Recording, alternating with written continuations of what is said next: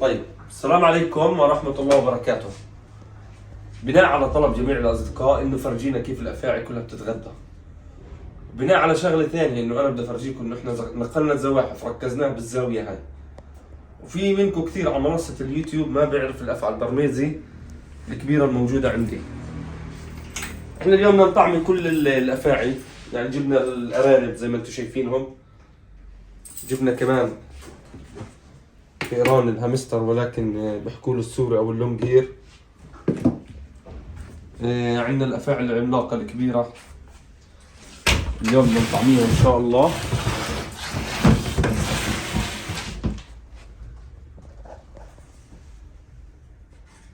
اليوم هاي برضو راح نطعميها ونطعمي جميع الافاعي. نرجو لكم تحيات للجميع. احنا حرام على الوقت، يعني انا عشان اخسر الوقت عندي أفعى فلسطين، عندي الأفاعي الشبكية، أفاعي البوا، كل واحدة إلها قفل خاص، فكفتهم عشان إحنا نستغل الوقت ونبلش طعم. خلينا نبلش إحنا في الفئران. الجماعة الشغل حرام وحلال يغادروا الفيديو. هذا نبدأ عن طعام الأفاعي. كل مربين الأفاعي بيعمل مثل ما أنا بعمل. عندي الأجانب بطعموهم بسس عشان تعرفوا كلاب، وبطعموهم خنازير عايشة أو فئران تبعات مختبر. وفي الطبيعة بتغذوا نفس الإشي، بتغذوا على أجمل من هيك. فعشان هيك الله يرضى عليكم. الفيديو المرة اللي حكينا عنه طعام الأفاعي وصل 1.5 مليون، ولكن كان فيه كثير إزعاج، صوت قطط وصوت طيور وصوت مش عارف إيش. اليوم إحنا بهدوء بزاوية أكثر دفى لصحة الأفاعي. خلينا أول شيء نبلش في الشبكية البلاتينيوم. طبعا ما بعرف الشبكية البلاتينيوم، احنا جبناها من زمان فرخ صغير وبلشت تكبر. يلا روحي. حلو، شوفوا عن قرب نزيح الأوساخ. طبعا هاي شبكية البلاتينيوم اللي بتوصل أكثر من 7 متر. خلينا نطعمي كمان. برضو عندي شبكية بلاتينيوم.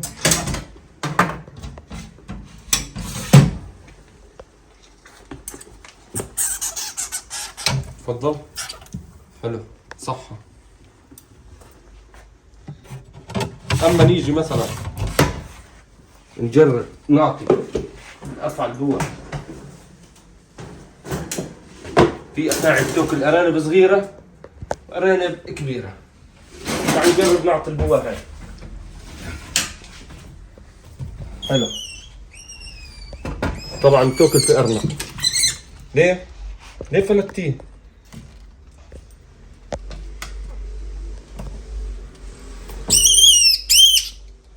خلص هيك اخذت وجبة. مبدئيا عشان احنا نضخم الافاعي نبلش فيهم في ارنب صغير.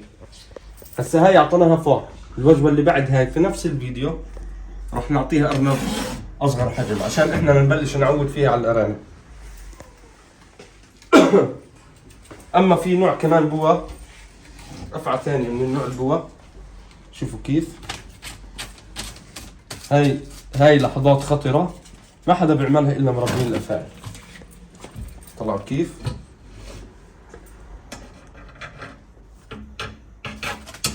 مش علي.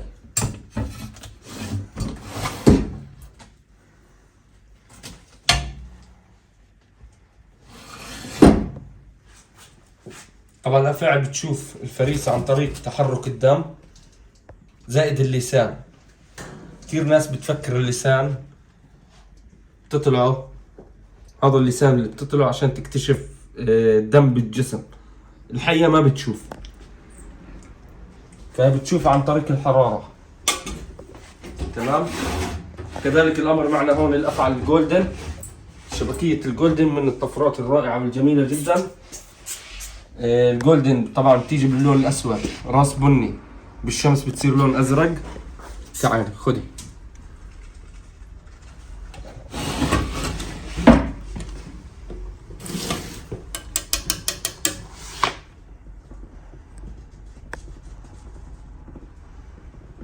طبعا اذا ما اكلتش هسه بتاكل كمان ثواني. حالة انه الافاعي ما بتوكل بكون في عندها اما تغيير ثوب او بكون عندها هي تغيير ثوب. لسه بنحكي فيه. شوفوا كيف هون مغير ثوب. لما تغير ثوب لازم تعطيها وجبة لانه حجمها بتغير.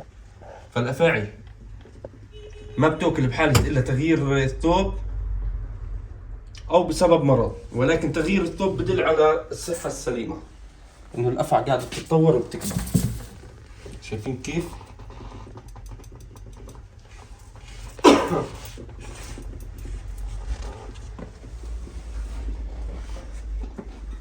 طيب ونجيب كمان ارنوب لا الافعى الشبكية. طبعا هاي الافعى الشبكية امبارح عضتني زي ما انتم شايفين. ليش؟ لانه امبارح جيت بدي اطلعها، اللي هي هجمت علي زي ما انتم شايفين. ليش هجمت علي؟ لانه بتكون جوعانة.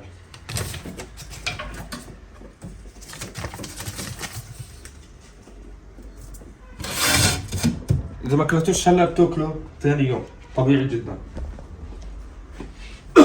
اما عن الشبكيات الثانية مثلا عندنا شبكية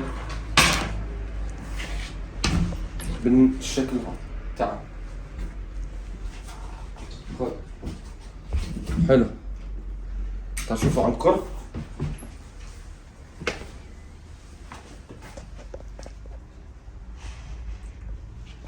طبعا هذا باربل.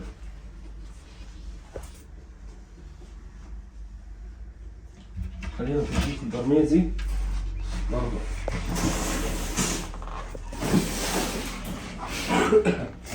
طبعا تكلفة مربي الافاعي على الافاعي غير الكهرباء الغذاء، فعشان هيك في كثير ناس نفسها تربي افاعي.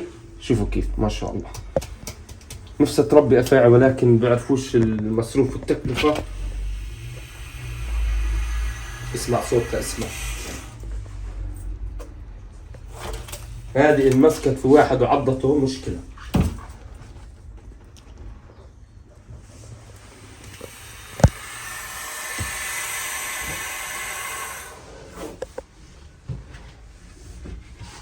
هاي ما يقارب تستهلك على الوجبة أكثر من 3 أرانب بالحجم هذا أو 5.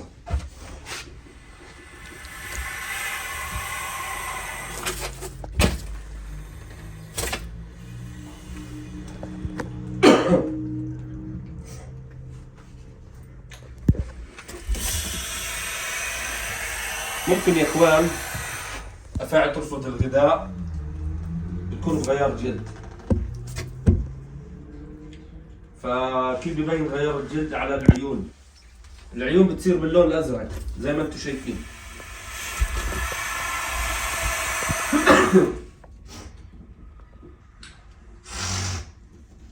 كمان بدي افرجيكم شغله. عندنا طبعا الحردون.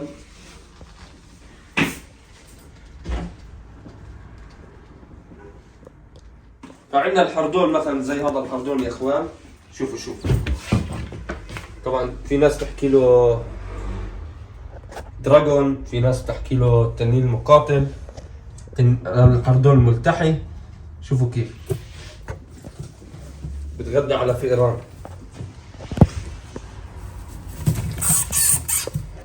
طبعا هذا المعركة بتاخذ معه ساعات كثيرة، ساعات. طلع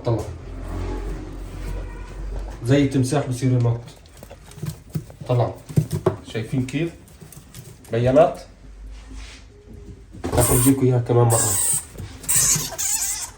تعال.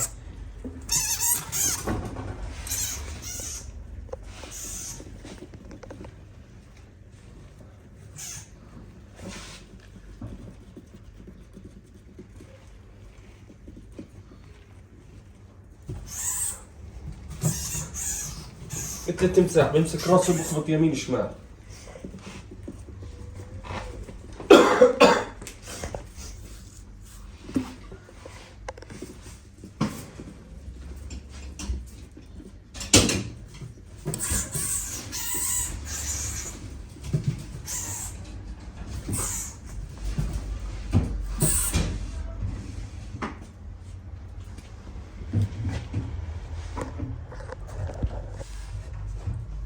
عندنا كمان افعى بول بايثون. طبعا هذه معركة خصام، هاي توشة. خليه يروح خذ راحته، تعال افرجيكم.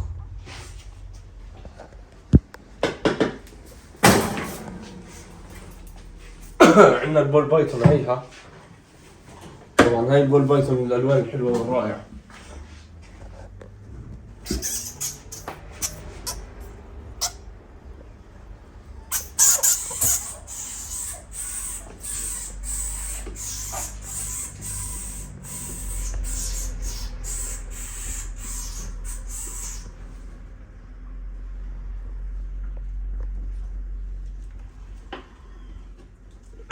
هذا البول بايثون. كمان عندنا بالفيديو أفعى فلسطين عشان تشوفوا. هاي أفعى فلسطين رح نختار لها فار صغير صغير. والأحيانا أفاعي بترفض تاكل، نجرب نحط فراخ.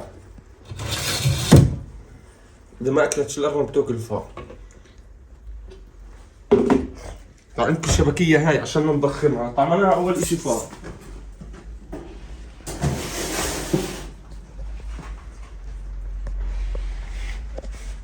المرحلة الثانية إنه نعطيها إيش؟ أرنب، لأنه فتحت مجال.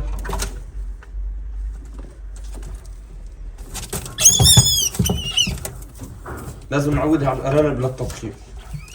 هي هسه مجبرة تاكل الأرنب.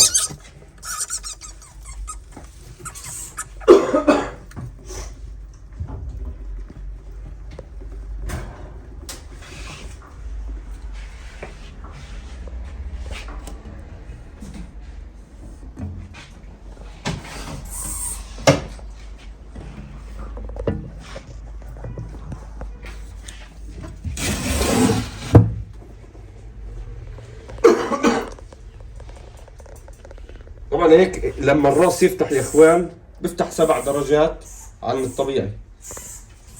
العضلات كلها بتتوسع عشان تبلع الفريسة. خلينا نروح للمرحلة الأخطر.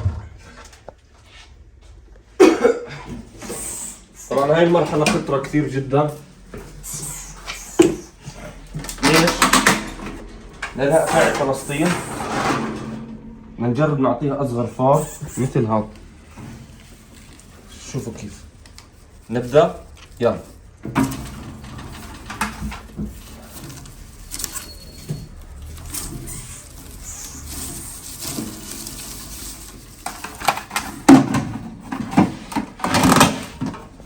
بعرفش إذا راح يبين معكم هيك.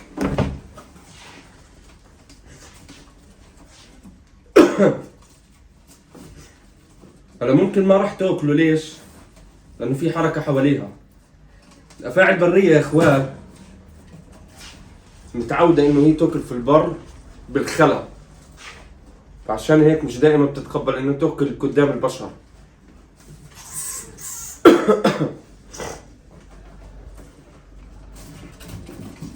هاي أفعى فلسطين كرس الفار. 2 3 4 5 6 7 8 9 10 ثواني دروخ الفار. شوفوا هاي بتشوفوهاش إلا على الواقع.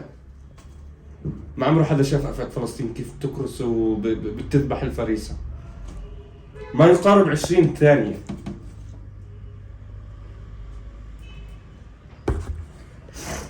شو؟ ما يقارب 20 ثانية كان ميت الفار.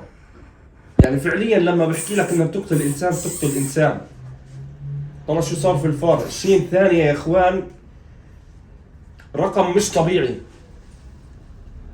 تخيل لو كرست مثلا طفل صغير، فعليا الله يرحمه. لو كرست ولد صغير، لو كرست اكبر لسه الاكبر بيتحمل اكثر وقت. بعتقد انه هذا الفار ما يقارب مثلا 25 جرام 30 جرام. تفاعل السم فيه اذا بدك تقسمه على الوقت كان 20 ثانية. يعني انتوا بتحسبوها أفاعي فلسطين كل ثانية بتمرق انت بمرحلة خطر. اذا كان مرحلة الموت تاعتك ساعة كل ثانية بتقدمك لمرحلة الموت. هسه المرة الأولى أعطيناها فور، المرة الثانية عشان نضخمها راح نعطيها أرنب. شوفوا كيف. ولكن هاي أخطر مراحل إنه أنت تعطي أفعى الوجبة.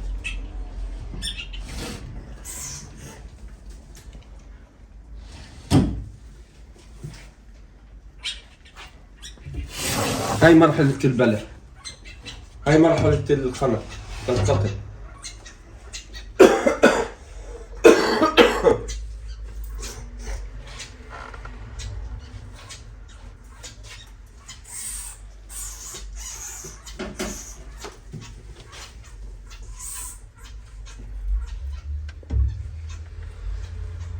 طبعا هاي في كمان تحت اعطيناها فور صغير بلعته، بس بدنا نعطيه حجم اكبر. ليش؟ بدنا نضخمها.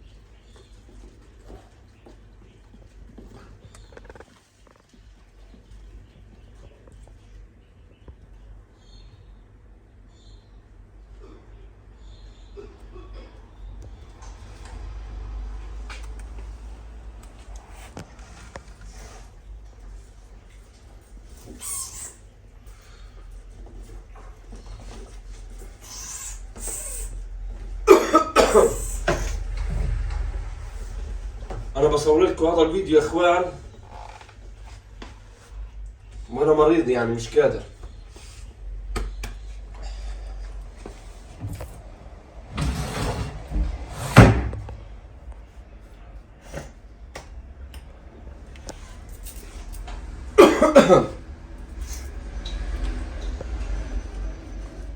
طيب يا اخوان، زي ما انتم شفتوا الان هاي جولة واحدة من الجولات، يعني احنا هذول بنخليهم كمان لاسبوع اسبوعين، بكره بعده كل يوم نعرض على الافاعي ياكلوا.